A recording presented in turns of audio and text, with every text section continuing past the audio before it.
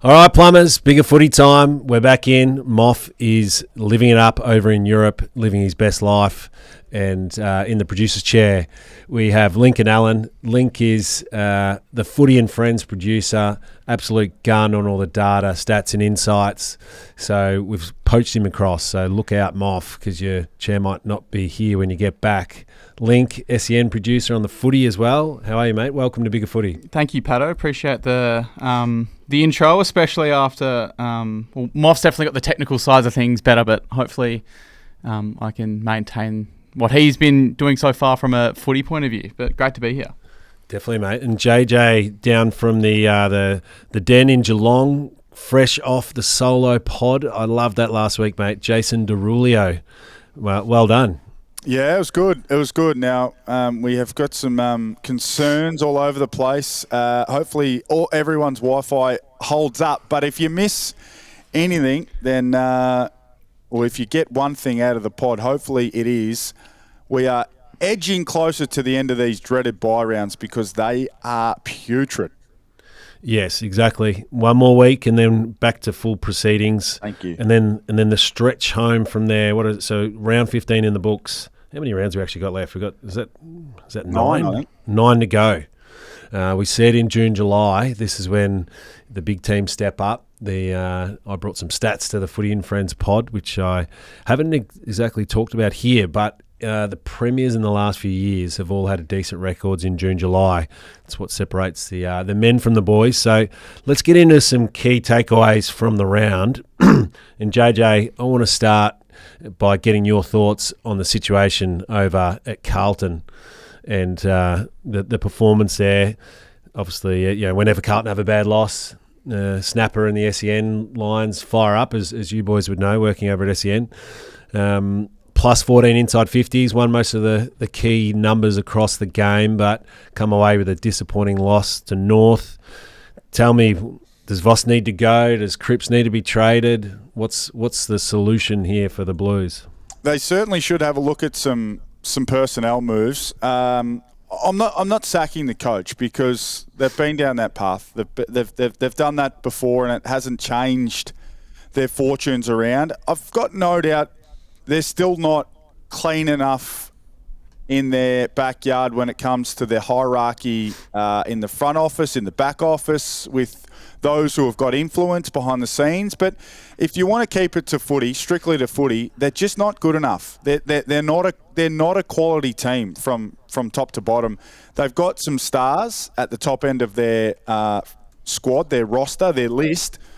Even those guys, though, we spoke about this over the past couple of weeks, their best players are not playing well enough. Harry Mackay's not there.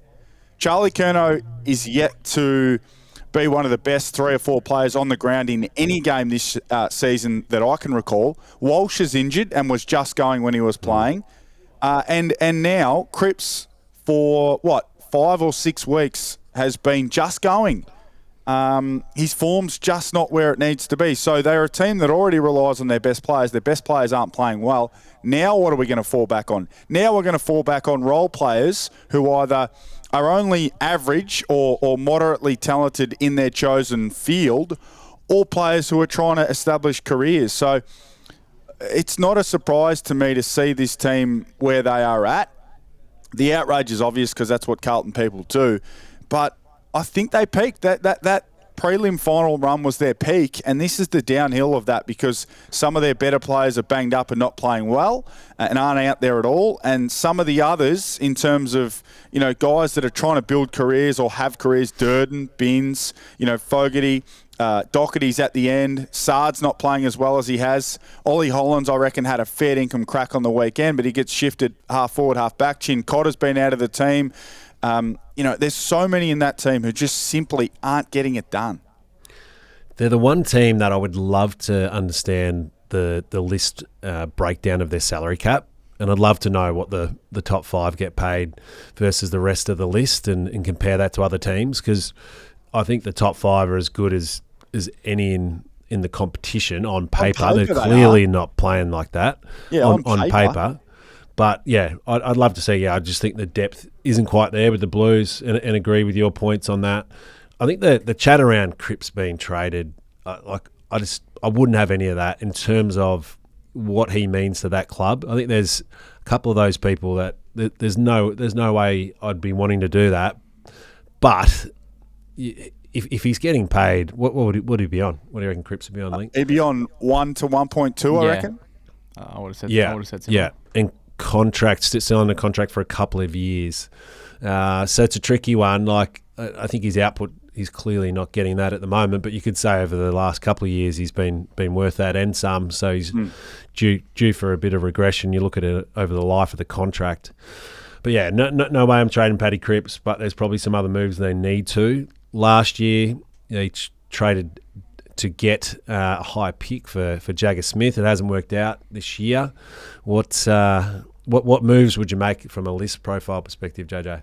Yeah, well, I didn't love the move to go up to 3, take the player out of it. Probably going to be a superstar, and hopefully for Carlton fans he is. But, I mean, to me, they're a team. We've talked endlessly about the fact they don't have any good kicks in that team. They do not have a single elite kick in that team, and that might sound harsh, but think about the elite kicks across the competition. Most teams have only got 2 or 3 in their team. So we're talking about the very, very pointy end of the competition when it comes to kicking the footy. Carlton have got none, absolutely naught.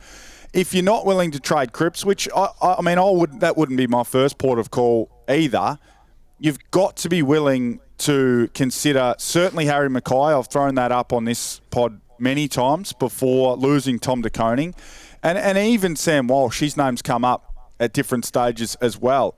I mean, is he on, despite his age, he's not old, but his body's banged up. Is he someone that you might have a grown-up conversation with and suggest, well, would you like to go and try yourself out somewhere else where potentially that medical team can get their hands on you? It's a fresh start mentally, and we get some salary cap relief and we get some draft capital.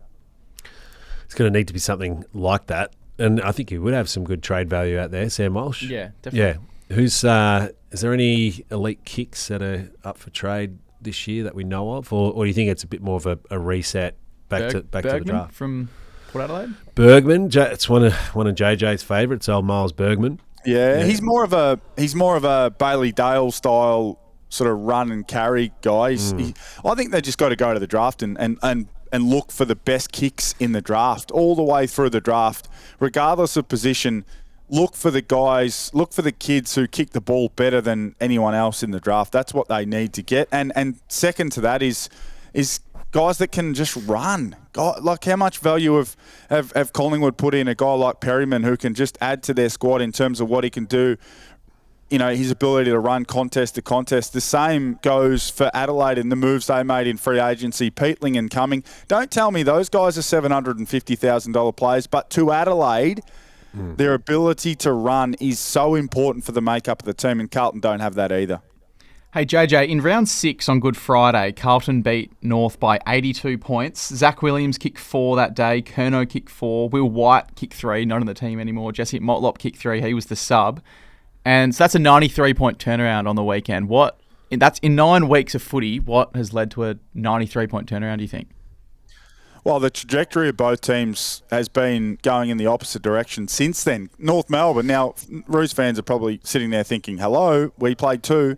But they've been steadily improving, across that 9 weeks, whilst Carlton has been getting worse and losing personnel along the way. So in terms of the actual scoreboard, the numbers that you present, it's a pretty graphic fall from grace for Carlton, but it's been on the horizon. I didn't have them as a finalist this year because I just didn't see they're not built. Their list is not built the way it needs to be built in 2025. You need to be able to kick and you need to be able to run more so than ever. And they are among the bottom 2 or 3 in both categories. If you wanted to line guys up and say you need to run contest to contest, I'm not talking about time trials. They're next to meaningless in terms of what it looks like on the field. But being able to get from A to B to C to D quickly, they can't do it. Yeah, spot on. I think that's a great assessment of what you need in the modern game. Foot skills and running ability and depth in those role players. So, yeah, Blues fans, I didn't expect them to make the finals anyway this year, but it's starting to look pretty grim. I don't have them coming back in. Nope. In terms of, I want to talk about the Dogs. Now, don't really want to talk about, the game against Richmond too much. They're clearly far superior. But JJ, you seem like a very punctual person, and I'm sure you would have been as a professional athlete. Now, Jamara, I hear, has already missed a session in coming back since he's missed a session off the back of last week and apologising to the guys. Okay, you're say if you're Bevo, what do you want, or you're a Dogs fan even, what do you want to see with the return for Jamara if he comes back in?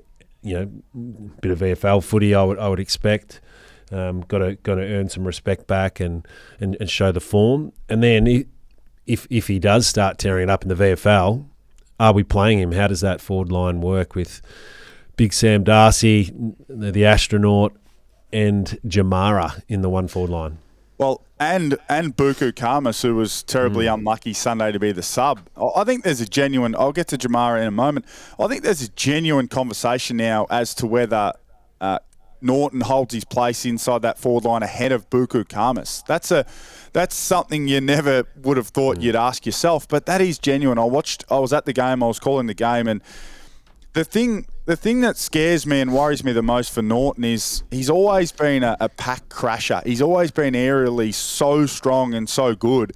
He couldn't really even gather his feet to get himself in the air. He couldn't get off the ground in certain stages to jump up at the footy. And it wasn't because he couldn't jump. It was because he couldn't get his feet organised and get his timing organised and get his rhythm to run and jump at the footy. There were at least 3 or 4 times where I was already looking ahead of the footy thinking this ball's coming in long and strong. Norton's in position 1A.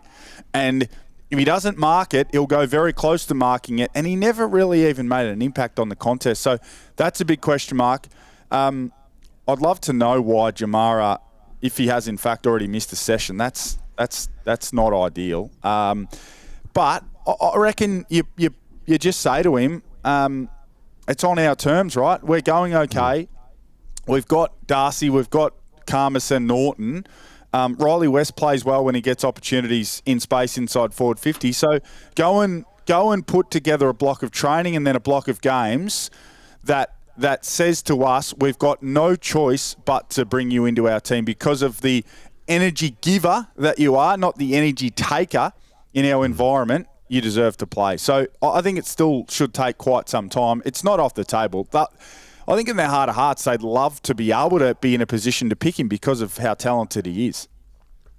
Is there any world where Norton plays back? I mean, O'Donnell and Lobb are going well there, or Jamara plays on a wing, or something else. There's no chance they put Norton back because they've been desperately looking for defenders at different stages, and Beveridge, whether it's through spite or genuine belief that he won't perform well as a defender, I just can't see it happening. I don't personally think Norton would be that. I don't think he'd be that effective as a defender. Like Rory Lobb he's making it look so easy back there that it looks like it would be easy for everyone. That's not the case. He's just been remarkable in his ability to go back and be impactful. I thought he did a really good job on Tom Lynch on Sunday. Lynch took a couple of marks against him, but I think Lobb had 22 disposals, 13 marks, took a few contested marks, a few intercept marks as well. And his creativity by foot is really important. Norton can't kick. At over 400 metres gains, Rory Lobb. It just looks like he wants to take the game on every time he does take a mark as well. Yeah. Yep. No, exactly. Yeah, it's massive credit to him. Spot. Credit to him as well because, I mean, he could have easily rolled over and walked out on the club and really, really sulked it up. Which, from all reports, he did for a little while. But since he's gone back, I mean, he's been as good as there is in the game aside from maybe Sam Taylor and one or two others as a key defender since then. Yep. Pies v the Saints. Link, for those who don't know, Link's brothers on a Collingwood list. So, mate, you've got a good handle on all things Collingwood. Did you watch the game? What was your thoughts on obviously the Dacos Windhager stuff? And I did watch the game. I think it's one of the things where, as someone supporting Collingwood, even though the Saints kept on clawing back and they didn't give up, not at one point throughout that game was I genuinely worried that St Kilda were going to come over the top and win. It was a bit like that North Melbourne game where North, right for 3/4, were right there, and Collingwood just blew them away in the last. And they didn't blow away the Saints, but at no point I don't think many Collingwood fans would have legitimately thought that St Kilda had the personnel to overrun them.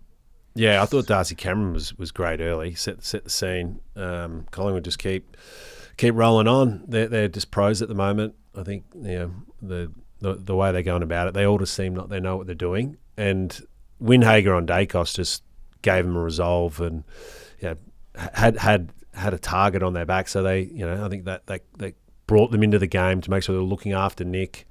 And the way he manipulated some space to open up some stoppage clearances, they got some effective stuff. So, Saints, I didn't expect that they'd be able to do the job there, but a good response from a poor performance the week before. Another nice quirk where Collingwood plays a home game at an opposition's home venue. We love that. That's always interesting. Jack Steele's in strife. We've been, people have been talking about this for some time. His position in the team would be under some duress if he wasn't the captain. Now he is the captain and he'll work his way through it. But, into the future, he's going to have to try and reinvent himself and rediscover himself in some way. And when you're not a great runner and not a great kick, that's a hard thing to try and do. It takes away, you can't play half forward. You can't really play in the wing either. And Josh Dacos, I'll talk about him before we move on. How anyone can honestly think that if you put a dangerous half forward on Josh Dacos and you'll win that battle because your half forward will do more damage than Josh Dacos does coming the other way, I'll never know. I mean, the disrespect that he cops, 30-odd disposals on the weekend, right or left foot. He's so creative. He understands the game so well. You trust him and you trust them. It was like on King's birthday Monday. You just trust Collingwood in the big moments, in the big spots, that their experienced players are going to get the job done. So they are rolling. They've got to maintain the rage for a long time, 9 weeks of the regular season plus finals. So it's a long time to be up for that long. So if they do have a flat spot, don't be surprised.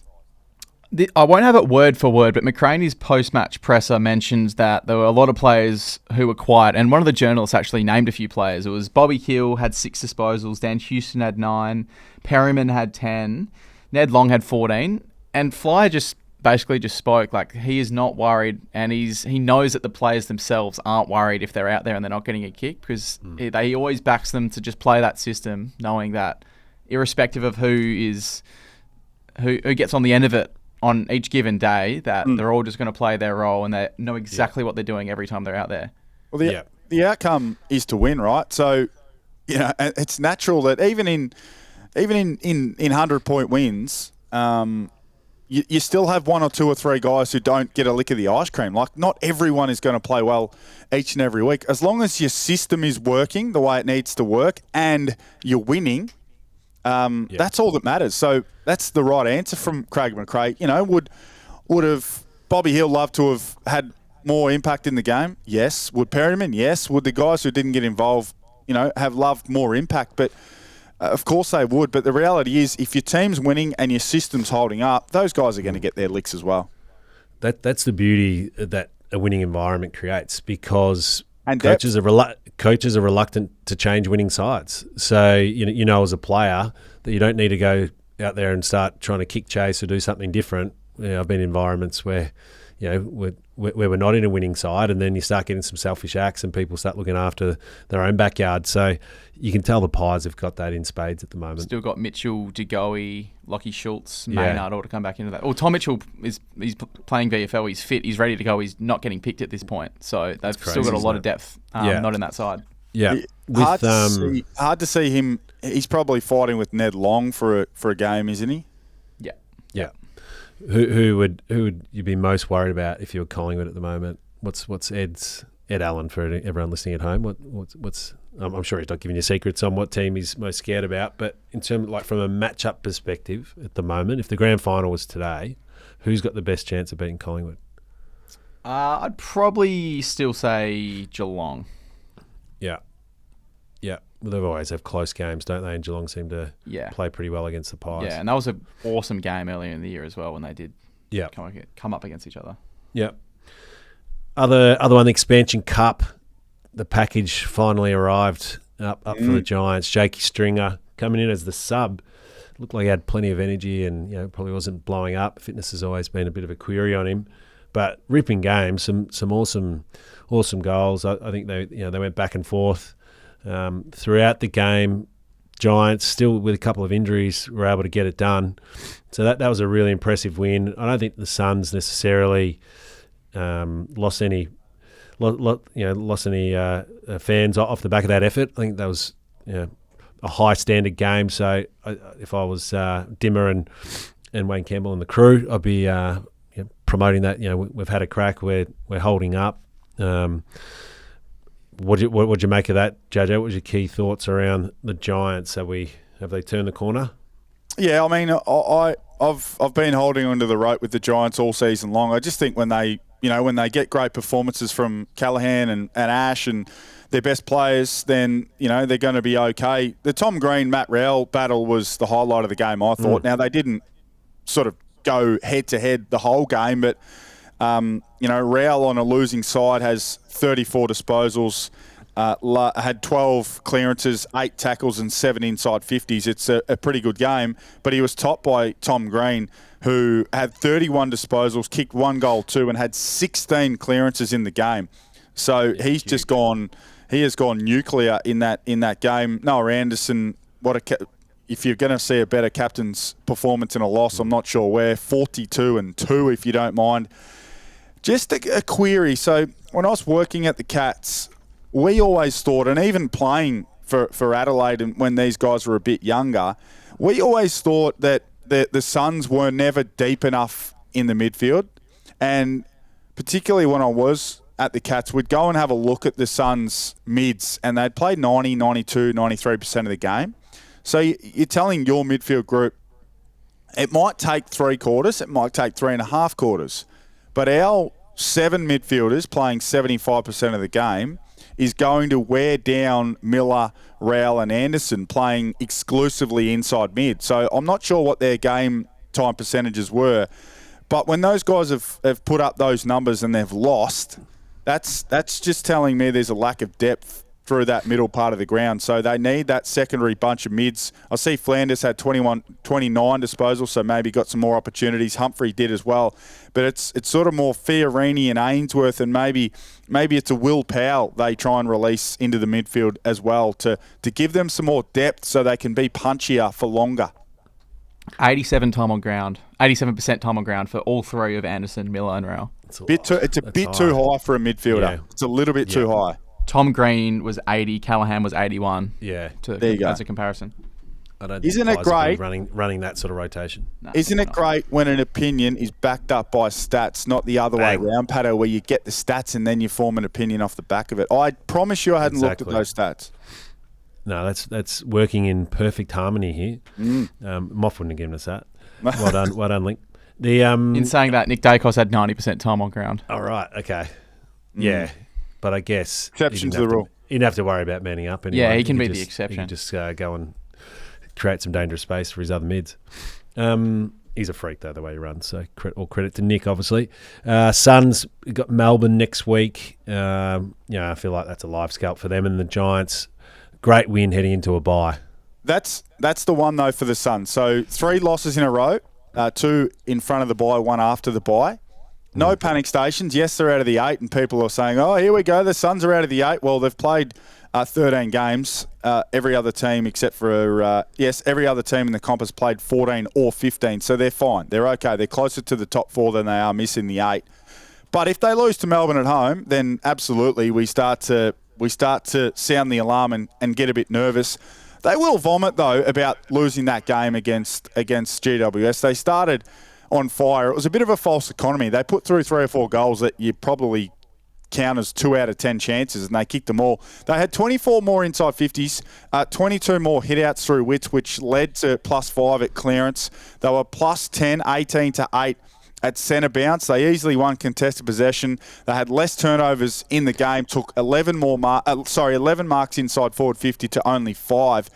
Inaccuracy, again, it kills you. Ask Joel Amati. Being inaccurate is still the skill in the game that costs teams the most. Yeah. They need to get at least 1 or 2 of the next 2 games. They've got Melbourne and then Essendon. Then they come up against the top 4, basically. Well, yeah, Brisbane. They got Collingwood, Brisbane, and Adelaide. Adelaide, yeah. Adelaide away. So, Suns. Get to what are they? They'll get to 10 and 5, I think. Is that where they're at now? I think they're 8 and 5 at the moment. So 8 and 5 at the moment. Get themselves to 10 and 5. Then they've got 3 really tough games. Yep. What do we think of the whiteout down at the category? It was the Cattery. Geelong and Brisbane. It was billed as a big contest. It didn't potentially deliver in terms of the match, but there was heaps to take away, and I just love Cam Rayner and the Lions' ability to step up when the occasion is there. I thought the whiteout stuff was great. We should be doing more of that as a competition. You look at US sport and all the great pre-match entertainment, other sports and what they do. Whenever a side loses, it's kind of easy to hang shit on it, but I liked it. The Cats fans are up and about early before the game. They were waving their white T-shirts, all for danger. It was a good spectacle. But, bit of a flat one for Geelong. Yep. I'm not exactly reading too much into it, just more praising the Lions that on their day, I still think their best footy is you're the champ until you're not. So, good win by the Lions. Yeah, I liked it.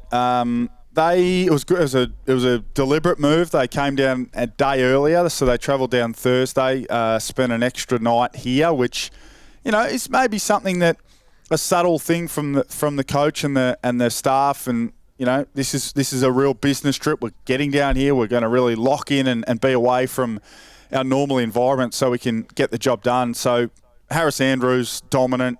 Shannon Neal's been building nicely, but just a subtle reminder. So Andrews clearly shows us straight away, well, Jack Payne's down and not coming back. I'm going to stand up and fill the void. Took 10 marks, 4 of them were contested, had 11 intercepts in the game. I thought he was the best player on the ground, even though he, didn't touch the ball 30 times like some others. Rayner and Bailey, their involvements in the game are so emphatic and so impactful that I think Rayner had 19 disposals, Bailey the same. Rayner kicks his 3 goals, could have been 4 or 5.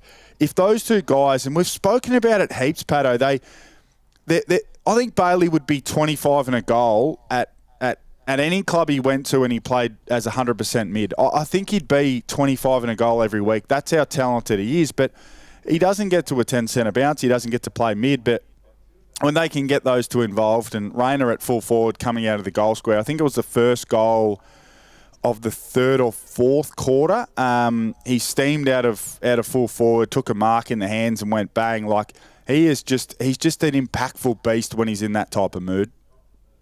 And I loved your list on the key forwards. Logan Morris, another 5, if you don't mind. He's a crafty unbelievable. young He's going well. Yeah.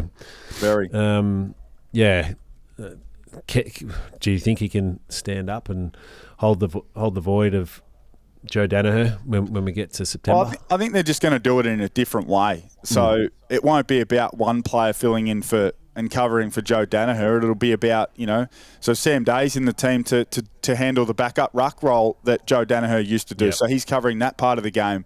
And Morris is probably going to try and make up for the goals that they're going to miss through not having Danaher. So I think they're doing it by committee. And again, since 2020, they've been competing for premierships and competing in prelims and deep into finals campaigns. So, no surprise to see them a little bit asleep at the wheel at different stages through the season. So their best is in the conversation with Collingwood and Geelong, I've got no doubt.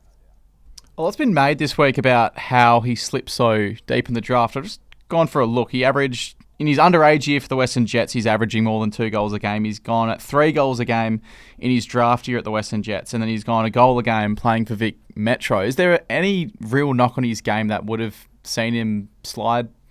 You say slide, he's the 31st best kid in the country, but for how he's performing at AFL level, it's surprising that he was that late. He's an in-between size, height. Yeah. He's 191. Yeah, in between size. Yeah. So just whether or not he could hold that key position role, but yeah, he's doing well, and mobility and ability to mark over his head is there. So I assume that would have potentially been a concern. But there's a couple of other guys. Clubs are in love with the key forwards that are 202 centimetres these days, and I mean when you see a Ben King and a Sam Darcy, you can understand why. But Nate Caddy, I think you guys can have a look. I think he's about 192, 193. Jack Revolt, not a tall guy. 193. The other one, Charlie Curnow's not a tall guy either. You see him. I think Patrick Cripps is taller than Charlie Curnow. It's just the way those guys, as long as they can compete aerially in packs when they need to. The thing that the Logan Morrises and the Charlie Curnows and the Nate Caddies have that the big guys might not have, or might not have as much of, is the quick feet and the ability in a phone box to hit up and get back and use those quick feet to be able to jump up into a pack and take a big mark. And Morris is a really good field kick as well. That's a part of his game that maybe he didn't show when he was an under 18. My favourite player in the competition, Brody Myercheck, is 192. Yeah, so another great example. Yeah. Yep.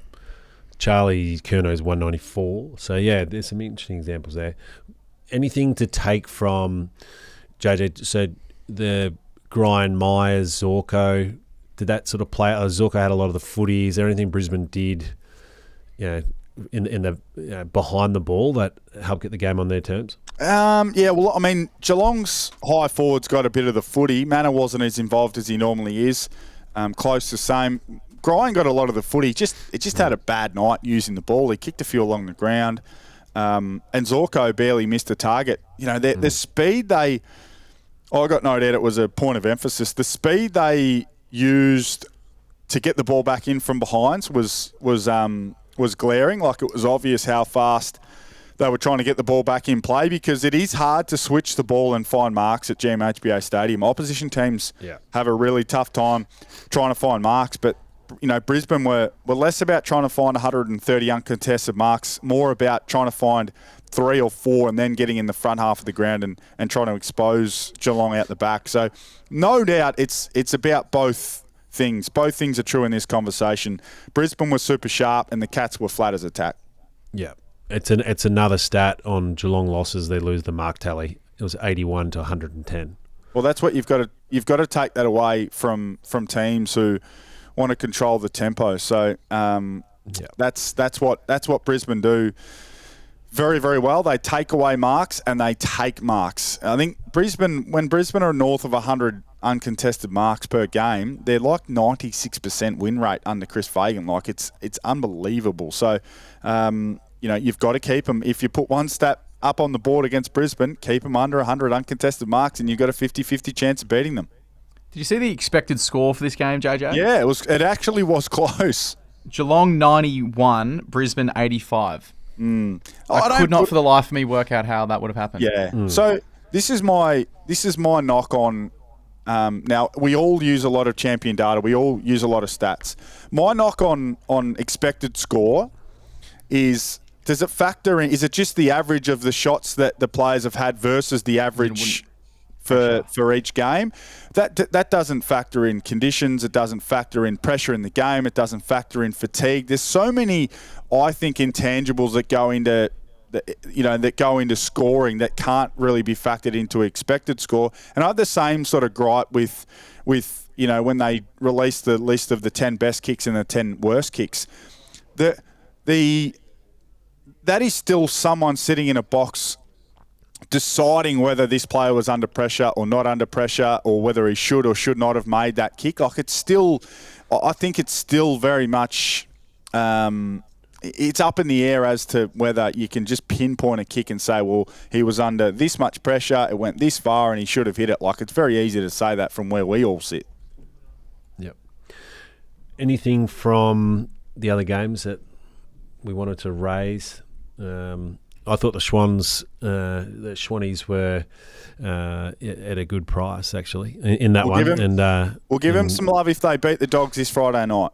Yeah, huge game. I'm really looking forward to that. I think we'll find out whether the Swans season on the line for the Swans, because it's probably most people would think the top 9 is probably locked in with the Suns sitting in 9th. Yeah, I think the Swans Carlton might just be ahead of them at 10th. We don't think they're going to be making the final. So the Swans are 11th. They've got a couple of 50-50 games coming up. So if they win them, then they're right back in the conversation. But if they go to 6-9 losing this week, it will be pretty hard, you'd think. Yeah, exactly. And Freo and Essendon, a bit of a lackluster Thursday night match-up, that one, wasn't it? Yeah, nothing to add. Don't like Essendon's game style. I hope they're doing it because they're undermanned and they're trying to protect the scoreboard, but again, a million possessions for no inside 50s, not going to get it done. Yeah. Quick one on that game. A lot of people would brush over it and say it was a boring game. It's won't mean a whole lot in the grand scheme of things. But I just wanted to look at, I think Essendon did get a little bit unlucky with a lot gets made of their 2020 draft, how they had the 3 players in the top 10. So Perkins was the sub on Thursday night. He was one of those picks. Zach Reid injured, and Cox. Yeah, Nick Cox has had the concussion problem, so he's been unlucky as well. From that same year, Freo have almost got a lot of the scrap heap drafts. They had the 2 early picks, which was Heath Chapman, pick 14, had his best game of the year, had 22 touches. Nathan O'Driscoll was a pick in the 20s. He was important. I still think he can play a big role for Freo on the wing. And then Josh Tracy was obviously a rookie draft that year. Carl Warner was a rookie draft that year. And then some of the other scrap heaps they've picked up. Corey Wagner had been delisted twice. They got him. They got Patrick Voss for nothing. They got Jeremy Sharp for nothing. So I think Freo's rookie and SSP drafting has probably flown under the radar over the last couple of years. Yeah, I mean, you won't find Jordan a premiership Clark's another team. one. Won't find a premiership team around that doesn't have at least 3 or 4 bargain basement pickups. You need to just have some wins at the draft, because it's so hard to nail your top picks and get top picks for starters, and other teams are topping up with free agents, so you need to nail that part. Freo, I still just want to keep an eye on them. I'm not piling into Freo. I'm not saying they can win a premiership as yet. I just want to see them consistently perform like they have over the past couple of weeks.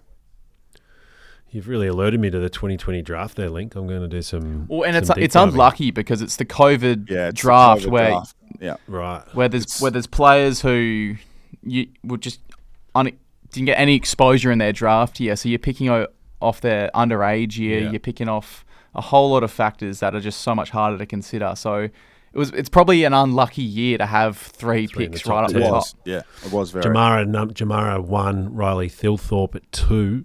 Jamara was an academy pick, right? Yeah. Doesn't really jump off the page, this draft, as I'm having a quick scan. I think Max Holmes was Max in Holmes it, at 20. Yeah, Max Holmes Koning was in that draft too, I think. So maybe there's a few steals. Errol Goulden was... Errol's at 32. Interesting. And the same thing, Freo had high picks the year previous where they got Hayden Young, who's a really important player, not in the team, and Caleb Sarong was best on ground on Thursday night. He had 35 and 2. 783 metres gained as well for Sarong. Oh, bang. Love Caleb. Best clubman from the weekend, boys. My first thought was Marcus Windhager. What? Playing the tagging role. 30 and a goal kicked on him.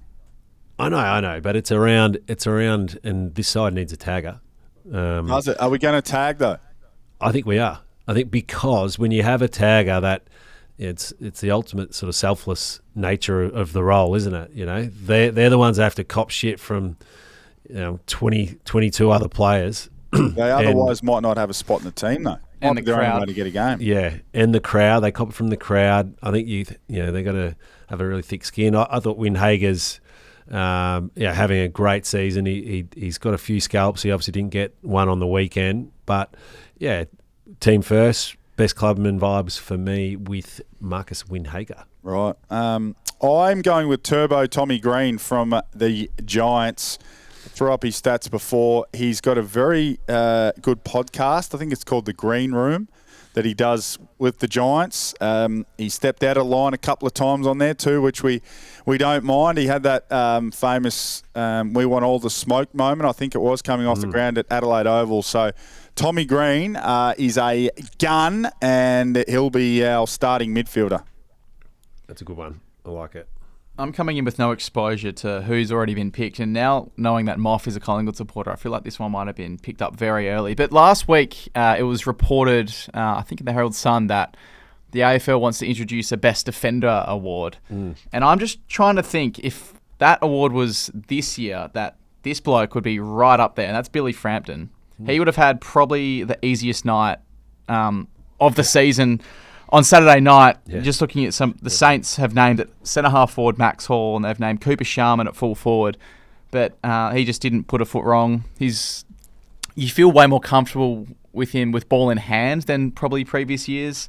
Never loses in the air. He had the 7 touches, but his impact was significant, and he was a wall for the Pies on Saturday night. I reckon he's the reason why Moore's form has picked back up, and a few others, Quaynor and those guys, and their system overall, because they were looking for someone to fill the Nathan Murphy role as that sort of goalkeeping defender who would play, the rest. Howe and those guys like to play proactively and stand off their opponents, whereas Murphy was the one who would help, but he would often stand on the gun forward and make their life difficult. That's what Frampton does really, really well. So, I reckon Jack Payne was the best stopping big-bodied defender who could take some intercept marks, but Frampton is in that conversation as well. Stephen May's form's dropped off a cliff, and, Barris started well but hasn't played great footy since, so he's certainly in the conversation, which, I mean, 3 or 4 years ago, you couldn't imagine yourself saying that. He's been to